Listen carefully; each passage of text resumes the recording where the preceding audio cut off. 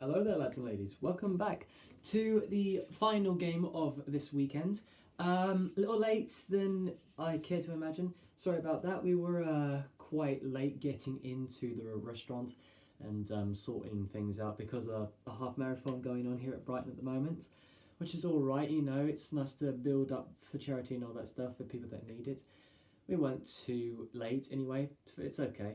We got back around about 5ish or so, I'm just sitting down now and watching the final part of the game, really. It's been fantastic. Scotland and France both have deserved their red cards. Scotland with a high tackle on one of the French players, and the same with France on Scotland's player. I think one was from a rush, like the French player who got red carded was actually on the floor, and he brought like his shoulder to his face, and it made me laugh because not him getting high tackled, but the referee, what he said basically when he said, "Oh yeah, we see that it's a head-on-head collision, but I'm not counting it as a red because I'm not seeing it as a red because it doesn't look like a high degree of danger." Well, a head-on-head is still a red card, no matter if it's dangerous or not at the end of the day, because those are the rules and you've got to follow them. The ref was kind of iffy in this game, if you ask me, but yeah, we're about to see the last final moments of it, and I don't know, this could go either way really. They both have 3 tries. France are in the lead by 4 points. They have 25 to Scotland's 21. This is going to be very tight. Whoever wins this will really decide who's going to win, like the Six Nations, basically. I mean, we have 2 more games to go after this, but honestly, if Scotland lose this one, then that's pretty much Ireland's game. Unless if like they lose 2 times, Ireland to Scotland and and England. So we'll see. France is setting up a scrum. Oh, he's got a thistle on his hand. I've got a rose on mine. The Scottish player. That's nice. Yeah, this ref's been very iffy. Like, there was one try from Scotland which looked like it was dropped forwards. But honestly, I can't tell, like, because if you're about to go down for a try and then it separates, then I guess they count that as a knock-on, even if it's not backwards. It doesn't make sense. Like, if it's in their try line and it goes backwards, it's still considered, like, a separation and it's considered a knock-on. It's kind of weird, really. Because it looked like it just dropped down from, like, ½ inch off, basically. But even I will agree, like, at best, like, when you drop it from contact onto the floor, then that's not a try, basically. I mean, that's only fair.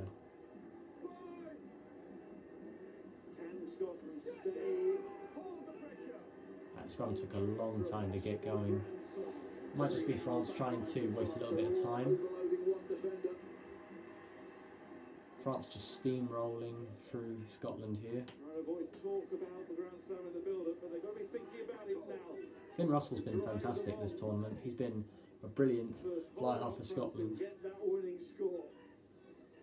Got himself a try earlier as well. A very good one. There was an intercept try by France, which was really freaking beautiful. A really good intercept try. That's holding. Oh no, he sealed it off. That's Scotland's ball. A chance for Scotland to be able to fight back now. With only 6 minutes left to go in the game. The pick and go game, France trying to go back to that physical approach, which served them so well in the first 5 minutes. But the mistake from it's a long kick by Stuart Hogg, making the 50-metre mark line. And then went off his feet. If you pre-bind, you have to make sure you stay upright. He's a big boy as well. Takes 2 men to take him down. That French boy, he's huge. Size of his thighs. Like sledgehammers, Jesus Christ. Reminds me of that one French rugby player.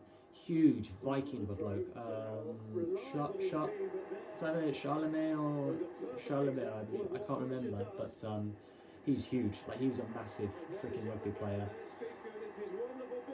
Oh, this might be France's try. They're getting closer and closer to Scotland's lines. They're only 5 metres out. They are literally, Scotland are holding off this French side very well. They've got good defence. They are only 5 metres from the line now. His knee's on the floor, let him go. There you go. France are going to try and push. They're getting closer and closer. They're getting so close. They're still on the 5 metre mark though. Oh, they're getting so close. They're like 2 metres away from the line.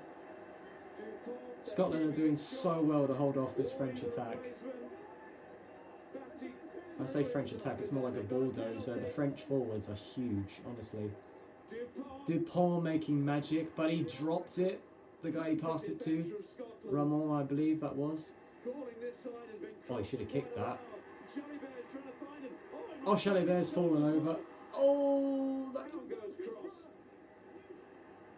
I mean, advantage is still being played to France, so they could probably just go for the free and make the deficit to like 7. But then they need to go for a bonus point try if they have any hope to like try and topple Ireland. So they're off their feet, Scotland. So that's a penalty to France. Either go for the scrum or a line out. Honestly, that's probably your best bet, really. If they're that close to the line, I think go for a scrum and then throw to the wing for a try.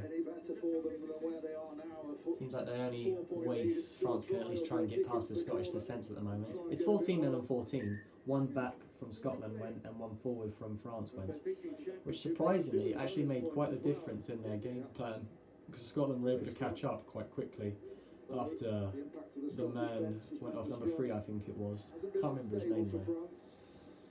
Might run down a bit of the clock though, which would help them at this stage. They can take the time they need, basically, France. They're in Scotland's quarters.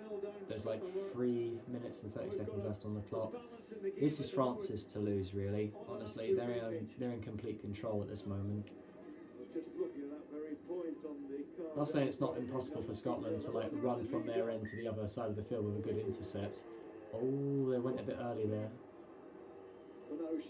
A bit early for France.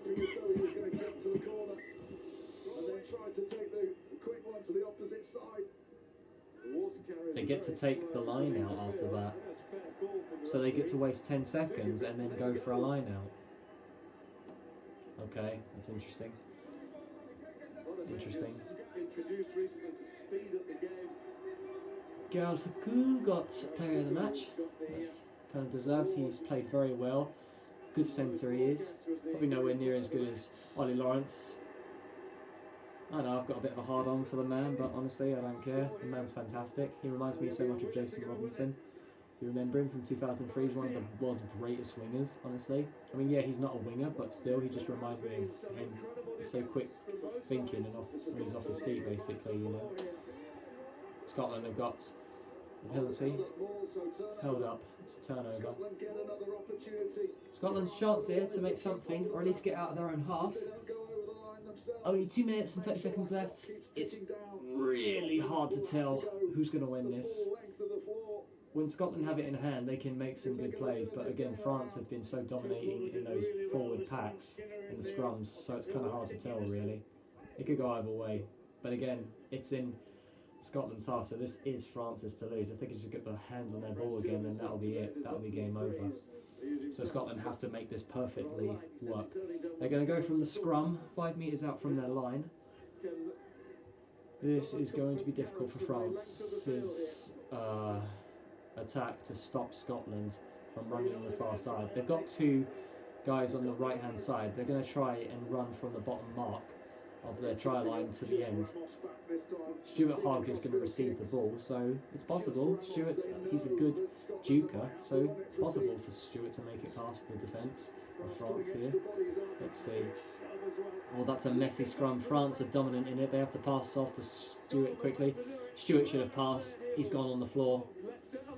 They've got the ball still. They passed it off to number 6. Oh no, held on. He held on to the ball.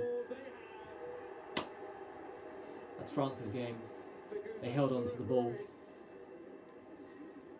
Scotland, when they went down, they should have just thrown the ball backwards. Desperate times, desperate measures, just throw it back. Do not let them get their hands on that ball.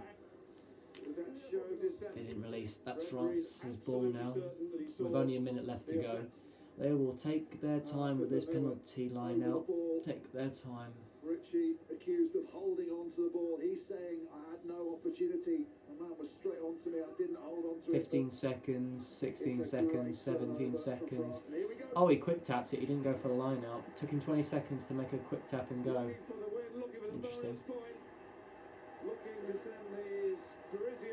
They've gone wide. Number 13, the centre. He's done it again. Galfacao has got a try for France. That's a bonus point for France. Can't say they don't love their rugby. Look at them. The crowd is completely packed, waving the flags. 77 caps. Only 13 tries. My God. Galfacao is a brilliant rugby player. Good centre as well.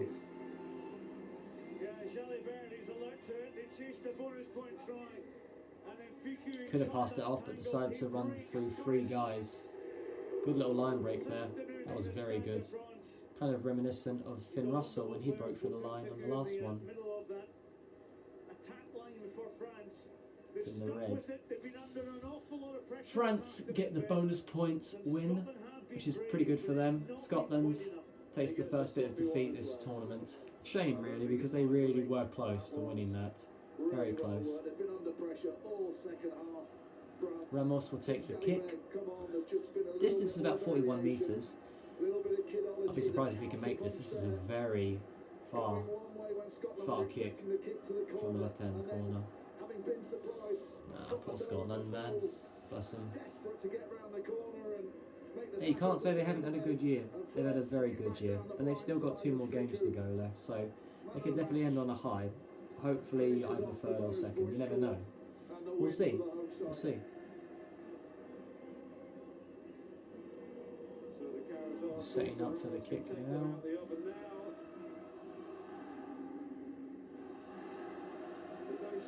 Listen to the crowd, it's so nice to hear. Oh, that's a beautiful kick. Good kick that. Very good. Can't fault that game. Very good.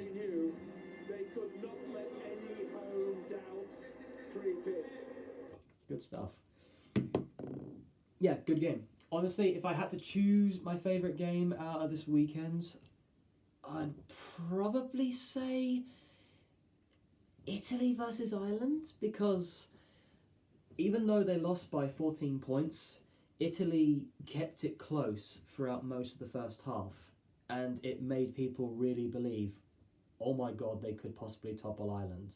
They could possibly take on the world ranking number 1s in the world and possibly beat them. You know, that's what you thought at the moment when you were watching it. Wales and England, I think, is probably a close second, because yes, it was boring in the first half, but the second half picked up.